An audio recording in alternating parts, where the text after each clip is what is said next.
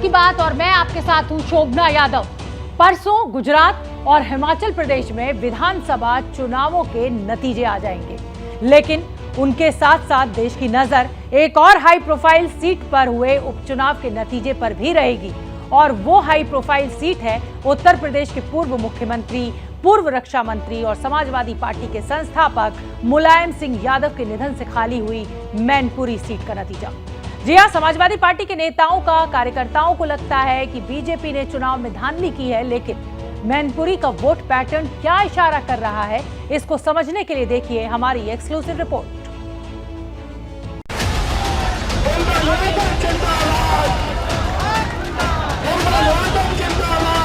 ये चुनाव मेरा चुनाव नहीं है, मेरा मानना है ये आप सबका चुनाव है और नेताजी का चुनाव है।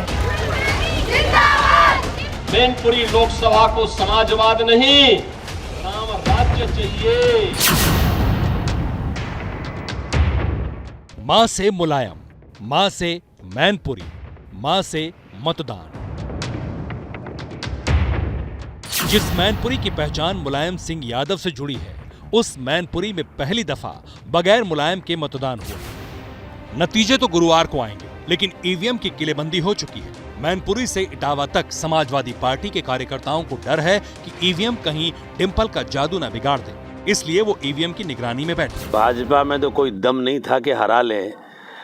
जिला प्रशासन ने भी पूरी ताकतें लगा दी और अभी भी हम लोग जो हैं जो सुरक्षा और निगरानी के लिए हैं। सरकार बहुत बदतमीजी कर रही है इस चीज में, मामले में इससे कोई समझौता नहीं है। जो कार्यकर्ता कह रहे हैं वही मुलायम सिंह यादव के परिवार के सारे मेंबरान भी सोमवार को वोटिंग के दौरान बोल रहे थे। ब्रीफिंग की गई है पुलिस को, उसका अंदाजा अंदर ही पता लग गया। जो पुलिस को ब्रीफिंग है वो ये है कि समाजवादी पार्टी को वोट ना पड़ने दिया जाए।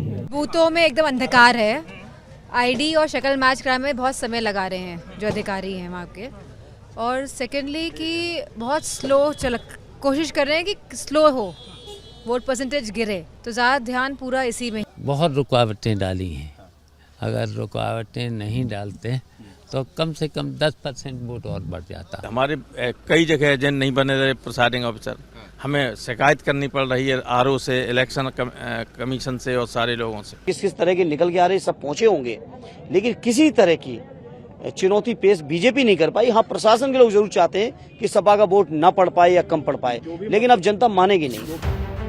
अब पूरे मुलायम परिवार को लगता है कि मैनपुरी में उनको हराने के लिए बीजेपी धांधली कर रही है, तो ये उनका गंभीर आरोप भी हो सकता है और हार के डर से निकला बहाना भी, क्योंकि मैनपुरी के चुनावी नतीजे ये बताएंगे कि इस उपचुनाव से परिवार में दिखी एकजुटता कायम रहेगी या नहीं। मुलायम सिंह यादव के समय में एम-वाई समीकरण बना था, एम से मुसलमान, वाई से यादव।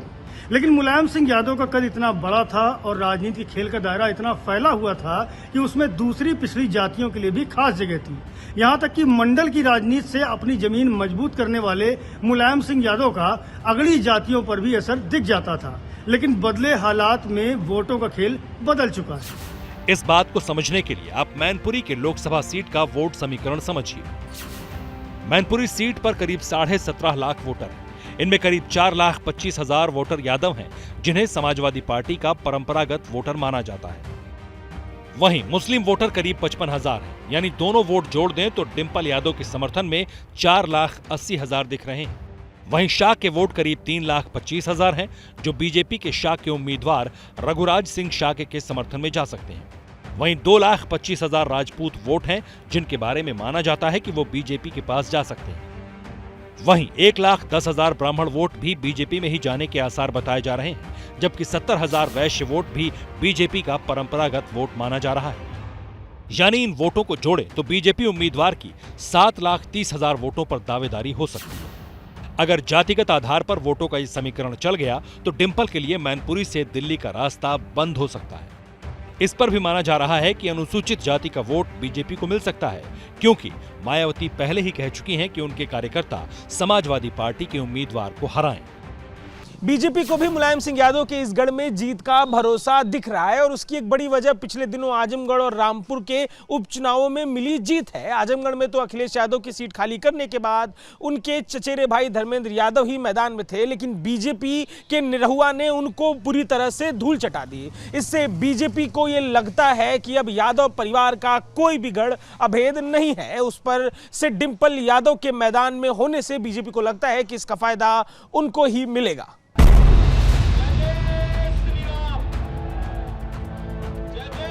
मुख्यमंत्री योगी आदित्यनाथ ने 2 दिन 2 बार रैली की। वहां वो यही पैगाम देने की कोशिश करते रहे कि डिंपल की वजह से बीजेपी की जीत और आसान हो सकती है।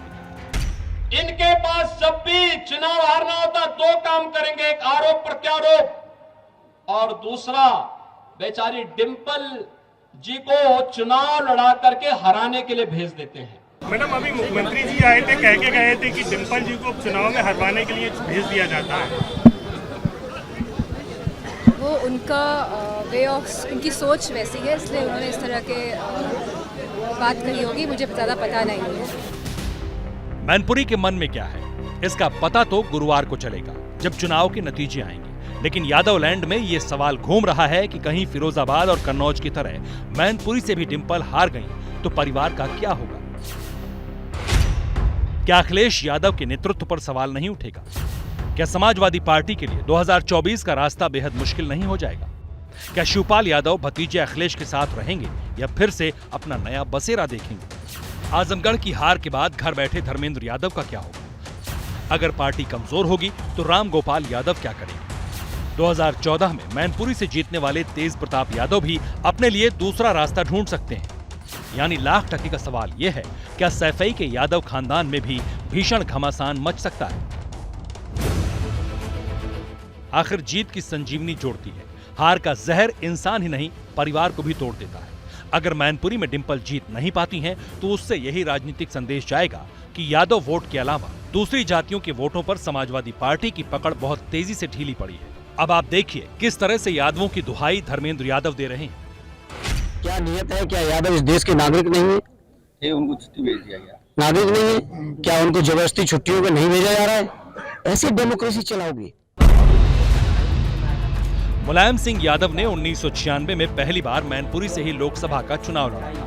उसके बाद से इस सीट पर या तो मुलायम सिंह खुद जीते या उनका कोई समर्थक जीता या परिवार के लोग जीते। लेकिन 2019 से इस सीट पर भी समाजवादी पार्टी की पकड़ कमजोर होने लगी थी। 2014 में मैनपुरी से मुलायम सिंह यादव को 5,95,918 वोट पड़े थे। दूसरे नंबर पर बीजेपी के शत्रुघ्न सिंह चौहान को 2,31,252 वोट मिले। मुलायम सिंह ने 3,64,666 वोटों से जीत हासिल की थी। लेकिन 2019 में मुलायम सिंह यादव को 5,24,926 वोट मिले, जबकि बीजेपी के प्रेम सिंह शाके को 4,30,537 वोट मिले। मुलायम की जीत का फासला 94,389 वोटों पर सिमट गया।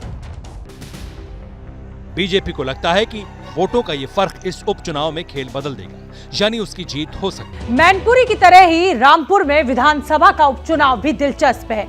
सवाल यह है कि क्या रामपुर सीट समाजवादी पार्टी के हाथ से निकल सकती है? और ये सवाल इसलिए उठ रहा है कि आजम खान का गढ़ माने जाने वाली रामपुर सीट पर सिर्फ 34% मतदान हुआ है। समाजवादी पार्टी का आरोप है कि उनके वोटर्स को घरों से निकलने नहीं दिया गया।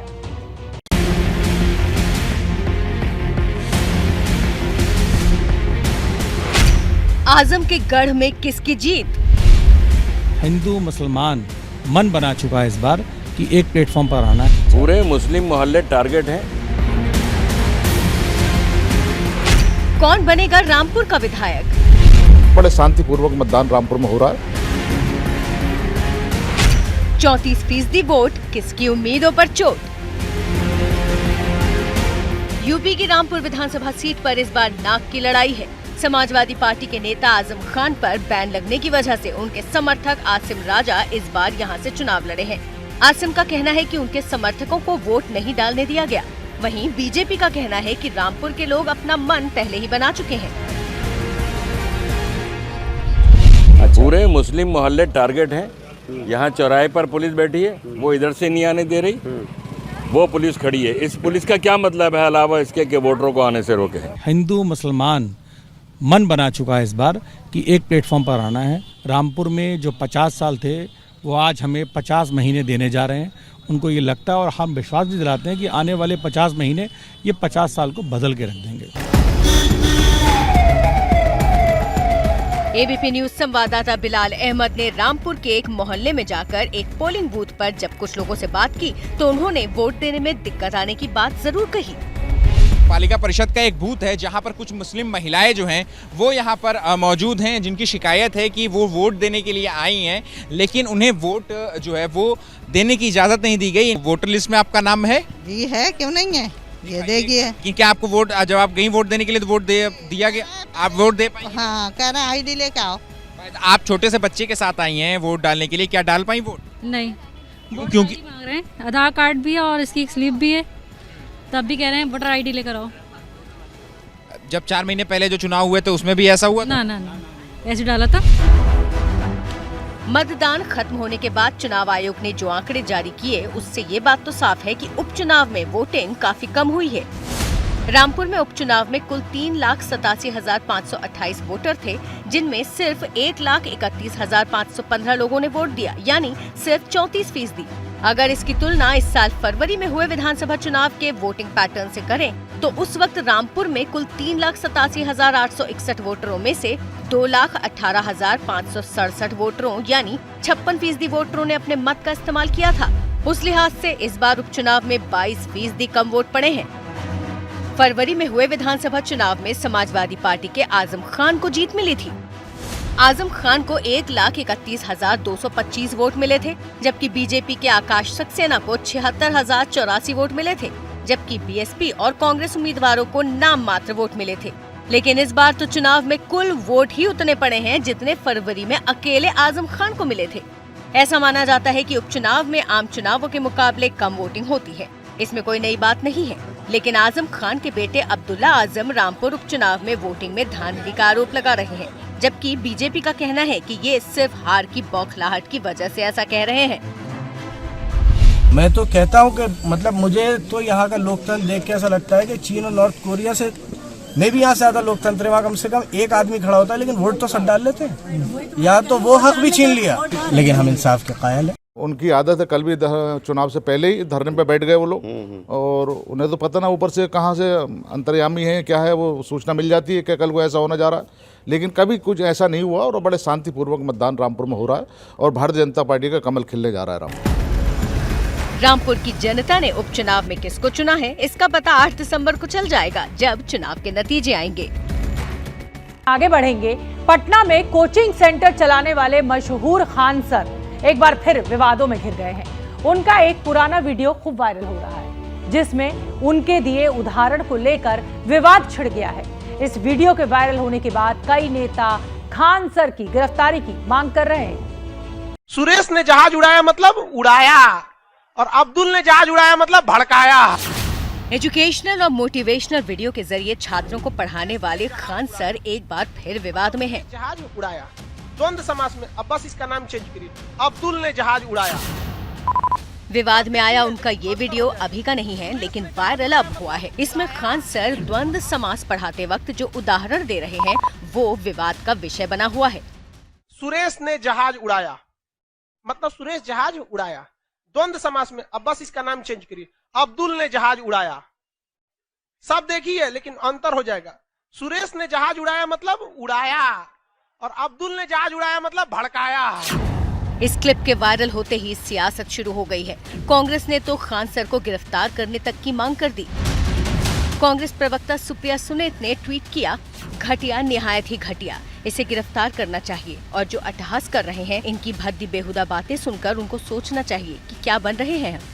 खान सर के बातों के विवाद को खड़ा करके वो इसी तरह का साइकिया रिफ्लेक्ट करना चाहते हैं कि देश में क्या हो रहा है।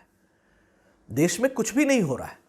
खान सर ने क्या कहा, ये ठीक उसी तरह की बात है जैसे कोई कहे कि राहुल गांधी फेल हो गए, अब कोई कहे कि पप्पू पास हो गया। खान सर के वीडियो पर विवाद बढ़ने के बाद उनके छात्र उनके समर्थन में खड़े हो गए हैं। इनका मानना है कि खान सर का नाम लेकर नेता अपनी राजनीति चमका रहे हैं। पढ़ाने पे फोकस करते हैं और हमेशा बस यही देखते हैं कि कैसे उनका स्टूडेंट समझे और कैसे आगे बढ़े, बस यही उनका फोकस। खान सर अकेले हैं, खान सर के साथ ये पूरे स्टूडेंट पूरे मैं कह रही हूँ इंडिया के स्टूडेंट हैं, उन्हें कोई है नहीं किसी में इतनी हिम्मत की कोई उनको गिरफ्तार करके नहीं। एग्जाम्पल दे रहा है, उसी एग्जाम्पल में समझाया है और कोई दूसरा चीज नहीं है कि एक ही बात के दो अर्थ होते हैं, तो उसको एग्जाम्पल के द्वारा समझाया। खान सर का पूरा नाम फैजल खान है। उनके बयानों से पहले भी कई बार विवाद हो चुके हैं। इंटरनेट पर वो काफी लोकप्रिय हैं। और अब वक्त हो गया है स्पेशल सेगमेंट का। दिल्ली के मुख्यमंत्री अरविंद केजरीवाल के लिए आज की रात कयामत की रात है। यहाँ कयामत शब्द का इस्तेमाल इसलिए क्योंकि कल दिल्ली एमसीडी का नतीजा आने वाला है। कल ये पता चलने वाला है कि एमसीडी की 250 सीटों पर कौन काबिज होगा। वैसे तो एग्जिट पोल साफ साफ कह रहे हैं कि दिल्ली में आम आदमी पार्टी की आंधी दिखाई दे रही है और केजरीवाल ने एग्जिट पोल के आंकड़ों के हवाले से जनता को बधाई भी दे दी है। लेकिन एग्जिट पोल के आंकड़े कितने सटीक बैठते हैं, इस पर मोहर लगने में एक रात का फासला अभी बाकी है और इसीलिए हम कह रहे हैं कि ये केजरीवाल के लिए कयामत की रात है। केजरीवाल की दिल्ली की जनता को ये बधाई पूछ रही है कुछ सवाल। 7 दिसंबर को दिल्ली में बनने जा रही है डबल इंजन की सरकार। मैं दिल्ली के लोगों को बधाई देता हूँ। क्या केजरीवाल बीजेपी का किला ध्वस्त कर देंगे? क्या केजरीवाल पिछले 15 साल से एमसीडी में खिले कमल को हटाकर कमाल कर देंगे? ये तमाम सवाल इसलिए क्योंकि दिल्ली एमसीडी की 250 सीटों पर एग्जिट पोल के आंकड़े बता रहे हैं कि केजरीवाल की पार्टी पूर्ण बहुमत हासिल करने जा रही है।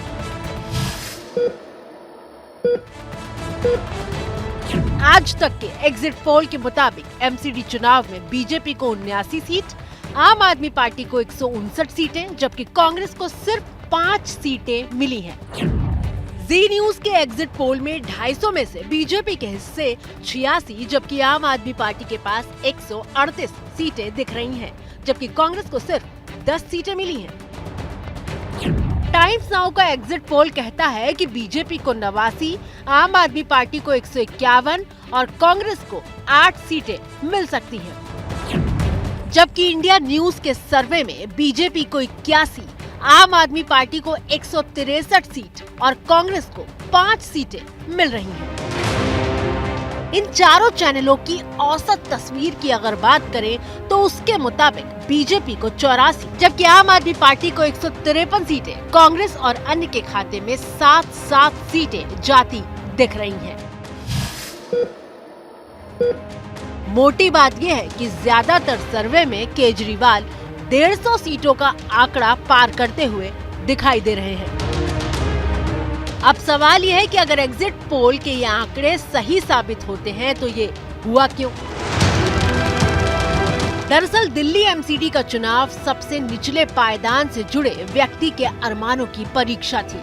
आम आदमी के वो अरमान जो सड़क, शिक्षा, स्कूल, बिजली और स्वास्थ्य जैसे मुद्दों से जुड़े हुए हैं। अगर एग्जिट पोल के ये आंकड़े सही साबित होते हैं तो इसका मतलब ये है कि दिल्ली के मुख्यमंत्री अरविंद केजरीवाल ने आम जनता की पल्स पकड़ ली है, कि समझ लिया है कि जनता आखिर चाहती क्या है। दिल्ली के एमसीडी के चुनाव पूरे देश में चर्चा का विषय बने हुए हैं, क्योंकि ऐसा पहली बार है कि किसी लोकल लेवल के चुनाव में युद्ध जैसा माहौल दिख रहा है। निकाय चुनाव में दूसरे राज्यों के सीएम और कई बड़े स्टार प्रचारक प्रचार में कूद पड़े थे। दिल्ली एमसीडी के चुनाव में राष्ट्रीय चुनाव जैसा माहौल बना हुआ था।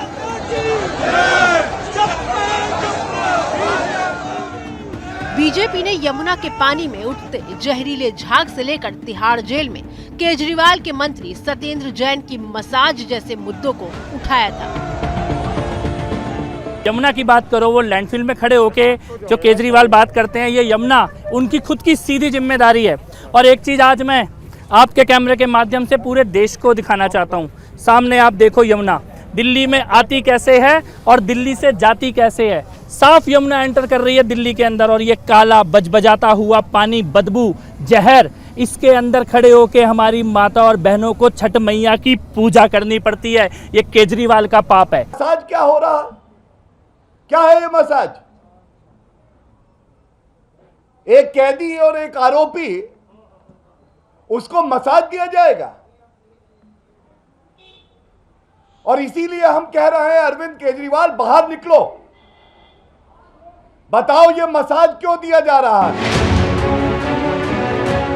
केजरीवाल ने बीजेपी के आरोपों का जवाब भी दिया, लेकिन एग्जिट पोल के हिसाब से मोटी बात ये निकलकर सामने आ रही है कि बीजेपी ने जो तीर दागे वो निशाने पर नहीं लगे। अगर एग्जिट पोल सही साबित होते हैं तो इसका मतलब ये हुआ कि दिल्ली में आम आदमी पार्टी अपनी मजबूत पकड़ बनाए हुए है। केजरीवाल ने दिल्ली में 15 साल से काबिज कांग्रेस की सरकार को हटाकर आम आदमी पार्टी का परचम लहराया था। शीला दीक्षित को सत्ता से हटाने के बाद केजरीवाल एक बार फिर बीजेपी के हाथों से 15 साल पुराना शासन छीनते हुए दिख रहे हैं। दिल्ली एमसीडी की सत्ता 15 साल से बीजेपी के पास है। अगर एग्जिट पोल सही साबित हुए तो पूरे 15 साल बाद बीजेपी के हाथ से एमसीडी की डोर निकल जाएगी।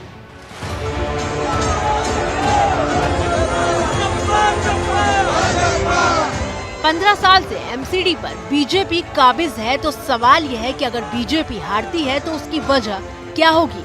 मोटे तौर पर दो वजह दिखाई पड़ती हैं। उसमें पहली वजह यह है कि अगर बीजेपी ने एमसीडी में रहते हुए कोई अच्छा काम किया था तो वो उसे भुनाने और जनता तक पहुंचाने में नाकामयाब रही। दूसरी बात, जो कमियां थी उन्हें वक्त रहते दुरुस्त नहीं किया गया। दोनों बातों का निचोड़ यह है कि सिर्फ दूसरे की कमियां दिखाकर चुनाव नहीं जीता जा सकता, अपनी खामियों को भी दुरुस्त करना होगा। अब बात करते हैं मुद्दों की। एग्जिट पोल के मुताबिक केजरीवाल की जीत दिल्ली में आंधी का संकेत दे रही है, लेकिन इसके पीछे वजह क्या है?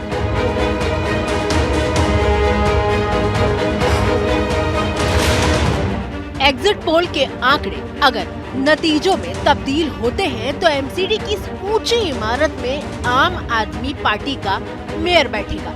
लेकिन क्या इसके पीछे केजरीवाल का मॉडल है? वो मॉडल जो एमसीडी की सियासी लड़ाई में शायद उनका सबसे बड़ा हथियार बना। जैसे स्कूल ठीक कर दिए, अस्पताल ठीक कर दिए, पानी ठीक कर दिया, बिजली ठीक कर दी, सीसीटीवी कैमरे लगा दिए, मोहल्ला महिलाओं के लिए हमने बसों में किराया मुफ्त कर दिया, सफाई भी करेंगे। अपनी दिल्ली है, दिल्ली से हम प्यार करते हैं। एक मिनट दिल्ली से हम प्यार करते हैं। दिल्ली को भी साफ करेंगे, कूड़ा साफ करेंगे, दिल्ली को चमकाएंगे। तो केजरीवाल की सरकार है, केजरीवाल का पार्षद बना देना, सारे काम करा दूंगा आपके, कूड़ा उठवा दूंगा, सफाई करवा दूंगा, गली बनवा दूंगा, पानी का इंतजाम कर दूंगा, बिजली तो ठीक कर ही दी, ये एमसीडी के स्कूल भी ठीक करने हैं, बहुत खराब। और इतने सारे मेरे व्यापारी भाई सुन रहे हैं, व्यापारियों को बहुत दुखी कर रखा है बीजेपी वालों ने। ठीक कह रहा हूँ भाई साहब, बहुत दुखी कर रखा है बीजेपी वालों ने व्यापारियों को। आपका सारा रिश्वतखोरी बंद कर देंगे, लाइसेंस वाइसेंस सारा ठीक कर देंगे। आपका भाई आ रहा है अब एमसीडी में भी, चिंता ना करना बिल्कुल। और इतना ही नहीं, ऐसा लगता है कि स्कूल और सफाई से लेकर योगशाला वाले मुद्दे पर भी केजरीवाल को फायदा मिला। आप सब लोग जिसको वोट डालना चाहें वोट डालें। हम आपको वोट डालने के लिए कोई मजबूर नहीं कर रहे कि हमारी क्लासेस में आओगे तो हमें ही वोट देने हैं। आप जिसको वोट डालना चाहें आप वोट डालें। ये काम हम वोट के लिए नहीं कर रहे, ये काम हम पुण्य के लिए कर रहे हैं। एग्जिट पोल के आंकड़े कहते हैं कि दिल्ली की जनता ने केजरीवाल मॉडल पर मोहर लगाई है। वंदे वंदे। लेकिन सवाल ये है कि केजरीवाल का फ्री बिजली फ्री पानी वाला मॉडल सिर्फ लोकल लेवल पे काम करेगा या फिर केजरीवाल अपने दिल्ली मॉडल की उड़ान के साथ हिंदुस्तान के नक्शा नाप लेने की भी ताकत रखते हैं। क्या ये मॉडल केजरीवाल को राष्ट्रीय स्तर पर जीत दिलाने की ताकत रखता है? दिल्ली के 2 विधानसभा चुनाव, पंजाब विधानसभा का चुनाव और अब एमसीडी का एग्जिट पोल भले ही दिल्ली मॉडल पर मोहर लगाता हो, लेकिन इसके अलावा जहां भी आम आदमी पार्टी चुनाव लड़ी वहां दिल्ली मॉडल बेअसर रहा। उत्तराखंड हो या उत्तर प्रदेश या फिर गोवा, इन सभी जगहों पर आम आदमी पार्टी ने दिल्ली की तर्ज पर वादों की फेहरिस्त रखी, लेकिन किसी भी राज्य में आम आदमी पार्टी को सफलता नहीं मिल पाई थी। लेकिन केजरीवाल अगर बीजेपी से 15 साल बाद एमसीडी छीनने में कामयाब रहते हैं तो ये बहुत बड़ी उपलब्धि मानी जाएगी। यहाँ ये जानना भी जरूरी हो जाता है कि टीम केजरीवाल कैसे काम कर रही थी, उसका वॉर रूम कैसे काम कर रहा था। इस सवाल का जवाब दे रहे हैं एबीपी न्यूज संवाददाता दीपक रावल। नगर निगम में अगर आम आदमी पार्टी की सरकार बनती है तो उस जीत के पीछे पार्टी का जो सबसे मजबूत हथियार रहा वो रहा ये वॉर रूम। इसी वॉर रूम के जरिए पार्टी ने न सिर्फ वोटर्स की नब्ज टटोलने की कोशिश की बल्कि घर घर तक अपने मैनिफेस्टो को भी पहुंचाया और इसी वॉर रूम के जरिए पार्टी ने अपने हर कैंडिडेट पर भी पैनी नजर बनाए रखी। एग्जिट पोल के आंकड़ों के इस विश्लेषण में आम आदमी पार्टी और बीजेपी दोनों की बात हुई। केजरीवाल के जीतने और बीजेपी की हार के कारणों की चर्चा भी हुई। मुकाबला भी मुख्य तौर पर इन्हीं दोनों पार्टियों के बीच था, लेकिन इस मुकाबले में कांग्रेस कहीं दिखाई नहीं दे रही है। एग्जिट पोल के नतीजे बता रहे हैं कि एमसीडी में कांग्रेस का वजूद ही खत्म होता दिख रहा है और ये यूं ही नहीं है, टिकट बांटने से लेकर रणनीति बनाने तक में कांग्रेस संगठन कमजोर दिखा। इस पूरे चुनाव में कांग्रेस के कमजोर दिखने के पीछे कई सारी वजहें हैं। पहले सबसे बड़ी वजह तो ये नजर आई कि कांग्रेस ने ये पूरा चुनाव संगठनात्मक तौर पर सिर्फ औपचारिक तौर पर लड़ा। दूसरी सबसे बड़ी वजह ये कि कोई भी ऐसा लीडर न पार्टी दफ्तर के अंदर और ना ही सड़क पर नजर आया जो कि संगठन को मजबूत कर सके और पार्टी के कैंपेन को आगे बढ़ा सके। तीसरी बड़ी वजह ये कि प्रचार के तौर पर भी पार्टी सबसे पीछे नजर आई। पार्टी का प्रचार प्रसार बेहद कमजोर था।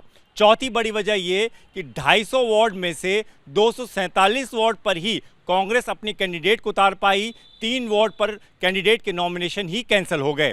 ऐसे में इन सारे फैक्टर्स की वजह से कांग्रेस इस पूरे चुनाव में पिछले सालों के मुकाबले और भी ज्यादा पिछड़ती हुई नजर आई और इसका नतीजा एग्जिट पोल की तस्वीर में दिख रहा है। लेकिन ध्यान रहे, यह एग्जिट पोल है।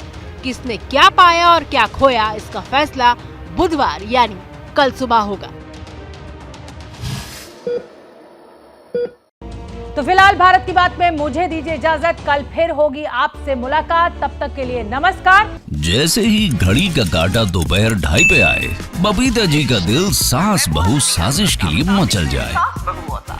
और ये है इनकी बहू, पूरे दिन ऑफिस की टेंशन हो जाए गॉन जब ये करें अपना फेवरेट शो फ्री टाइम पे ऑन। इनकी तरह आप भी देखिए अपना फेवरेट शो अपने टाइम पर और डाउनलोड कीजिए एबीपी लाइव ऐप अपने स्मार्ट टीवी पर।